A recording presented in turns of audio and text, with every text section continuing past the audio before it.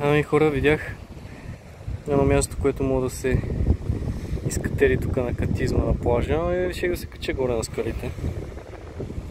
Да снимам плажа от високо. Виждате колко е голяма плажната ивица. Тук ще чакаме залеза.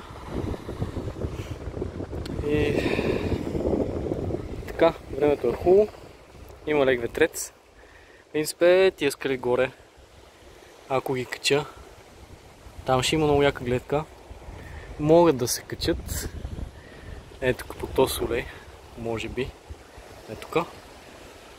Ама ми се вижда малко екстремно и не ми се занимава. Да не загина. И така. Общо взето, там има нещо като пещера леко. И се връщаме да пиеме бира. Тежко. Ама ще се справим.